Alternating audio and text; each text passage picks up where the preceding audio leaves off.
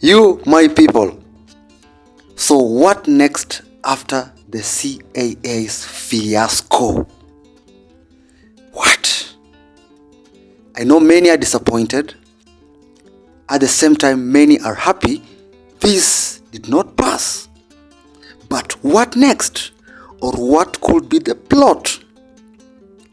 There are two ways to this, according to my critical analysis. Number one, it's either Ruto is aware he has plotted it, or he is not aware, or he is aware and the people who were affected in this verdict are not aware.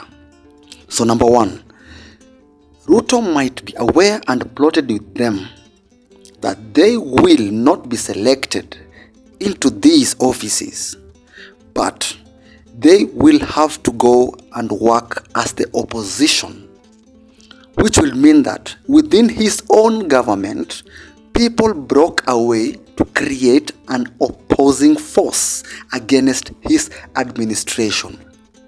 And these people will gang up with a leader whom they will feel will drive it to the presidency. And they will also have a running mate who has been handpicked by Ruto himself. What does this mean? This means that Ruto is trying hard to create his own opposition. And having his opposition means clearly that he is carving his own future. He is determining the next elections. He is already working towards creating his own future. Now, the second option is this. The second option means that Ruto is not aware and he is equally shocked, just like we are. And that would mean he will do everything in his power to compensate these 50 affected politicians who fought so hard for him, who spent their money, who spent their dedication to make sure that the party clenched the presidency. If he wants to survive come 2027, then that is what he will have to do. Then the third option. The third one means what? That Ruto is aware of the verdict, or was even aware of the verdict before, but these 50 affected politicians were not aware. But the way the situation is going, it will have to force them out and create an opposition. And even maybe Ruto himself is positioning a leader whom he believes these 50 people or more or less will have to gang up with and create an opposition. And most likely what I'm seeing from my small space is that Gachagua is going to run in 2027, and these 50 individuals will gang around him, and he will look for a running mate who I'm clearly seeing being brought up quite well is Okiya Omtata.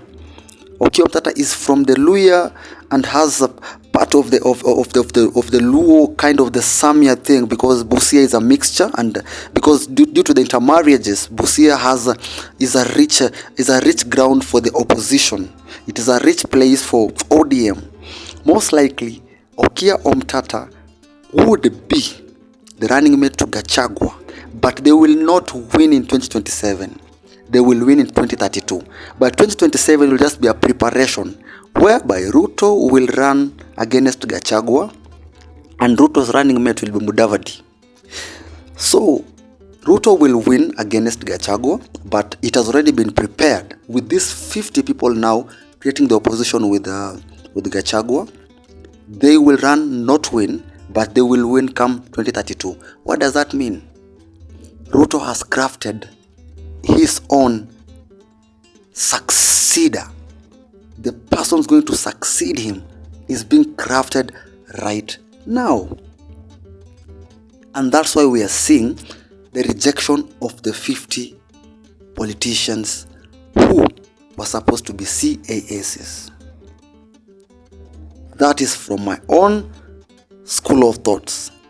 What you think, please put it down there on the comments and let's discuss.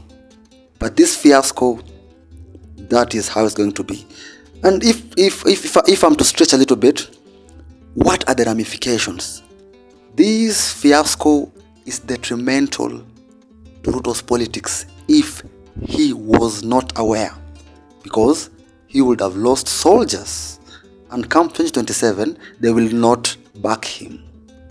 2, this will be detrimental, or already it has created a detriment in Raila's protest, the Sabasaba that is oncoming, because now we have the finance bill being withheld with the courts, and now we have the CAAs, again the courts rejecting them.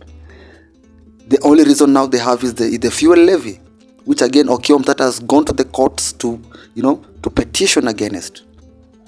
So we can see that Azimio have no solid ground or a basis for their revolt compared to the Sabasaba that we had in 1990, where people were arrested.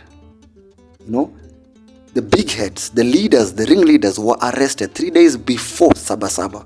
There was temperature. There was that conducive environment for a revolt, but not this time. Ruto is too smart and playing the cards really well. Then we have seen that this fiasco is actually a blessing to Okiya Omtatah, which to my thought, I'm seeing that is being groomed to be a running mate to Deputy President Rigathi Gachagua come 2027. That is what I'm seeing. It is going to be Kalenjin coming into conjunction, or rather Kalenjin collaborating with the Luhya community, and we're going to have the Mount Kenya region collaborating with Luhya community. You see that? And Omtatah is not like pure Luhya, because he has support even from the Luos, because Busia is well known for, it's a mixture of the Samia, the intermarriage between the Luos and the Luhyas. So Okiya Omtatah has the blessings both from the Luhyas and the Luos. It is going to be interesting, friends. So what do you think? Please let me see that on the comment section and let's discuss. Thank you so much. This is Omwami. Cheers.